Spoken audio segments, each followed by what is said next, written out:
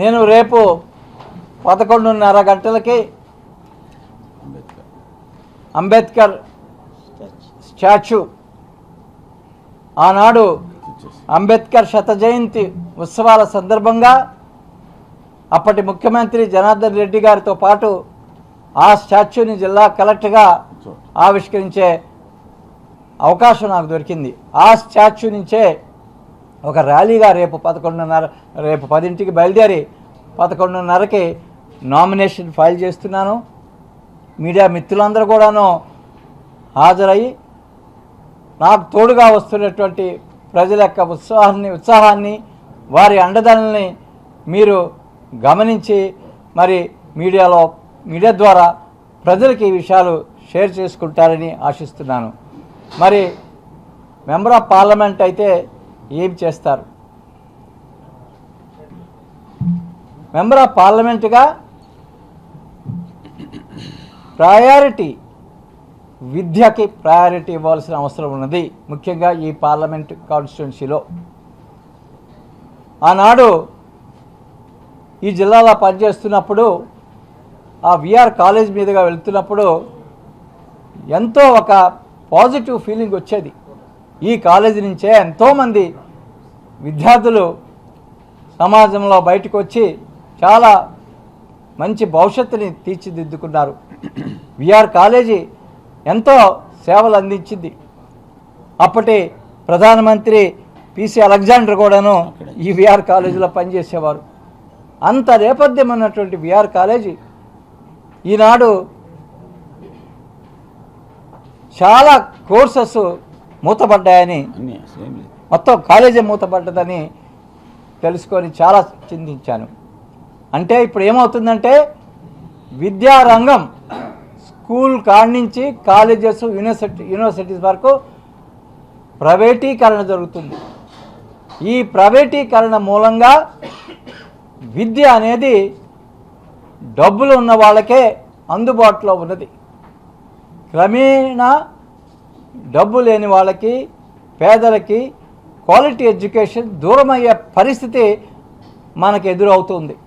ఇది కేవలం నెల్లూరు జిల్లాలోనూ కాదు, దేశం మొత్తంలో కూడాను ఇదే పరిస్థితి. ప్రైవేట్ యూనివర్సిటీలు వస్తున్నాయి, గవర్నమెంట్ కాలేజెస్ రద్దవుతున్నాయి, గవర్నమెంట్ కాలేజెస్లో పోస్టులు ఫిలప్ కావటం లేదు, యూనివర్సిటీస్లో పోస్టులు ఫిలప్ కావటం లేదు. ఇది అంతా ఒక కాన్స్పిరసీ. పేదలకి విద్యను దూరం చేయాలనే ఒక కాన్స్పిరసీతో మరి దేశాన్ని పాలిస్తున్నటువంటి పొలిటికల్ పార్టీస్ విద్య విషయంలో మరి పేదలకు అన్యాయం చేస్తున్నారు. కాబట్టి నేను మెంబర్ ఆఫ్ పార్లమెంట్గా విద్యకి పెద్దపీట వేస్తాను.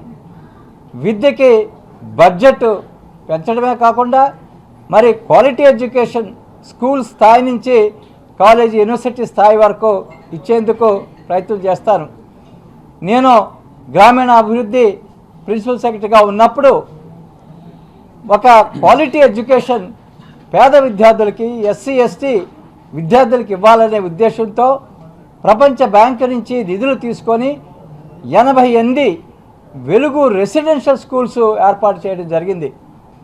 అందుకని రాష్ట్ర స్థాయిలో గ్రామీణ అభివృద్ధి శాఖ అధికారిగా ఉన్నప్పుడు రాష్ట్రం మొత్తంలో నెల్లూరులో చేపట్టినటువంటి పొదుపు లక్ష్మి కార్యక్రమాన్ని రాష్ట్రం మొత్తం విస్తరించడానికి, రాష్ట్రం మొత్తంలో 8 లక్షల సంఘాలు ఏర్పాటు చేయడానికి, వారి సాధికారిత వైపు అడుగులు ముందుకు వేయటానికి, ప్రపంచ బ్యాంకు నుంచి ఆర్థిక సహాయం మొత్తం దేశం మొత్తంలోనే అతి పెద్ద పేదరిక నిర్మూలన కార్యక్రమాన్ని చేపట్టేదానికి స్ఫూర్తి ఈ జిల్లా పేద మహిళలే కల్పించారు. వారందరికీ మరొకసారి నా ధన్యవాదాలు తెలియజేస్తున్నాను. ఈ జిల్లా ఈ నెల్లూరు పార్లమెంటుకి మెంబర్ ఆఫ్ పార్లమెంటుగా ఎంపికైతే పేద మహిళల అభివృద్ధి కోసం, పేద మహిళల మరి సాధికారతకి పెద్ద పీట తప్పకుండా వేయటం జరుగుతుందని నేను ఈ సందర్భంగా మనవి చేస్తున్నాను.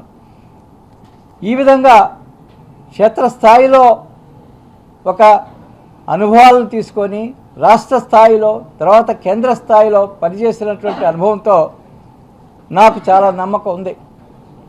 నేను మెంబర్ ఆఫ్ పార్లమెంట్గా ఎంపిక అయినట్లయితే ఈ నియోజకవర్గానికి తప్పకుండా నియోజకవర్గానికి సేవ చేయగలిగినటువంటి శక్తి నాలో ఉన్నది, అటువంటి ఆలోచన విధానం నాలో ఉన్నది, అటువంటి చరిత్ర నాకు ఉన్నది.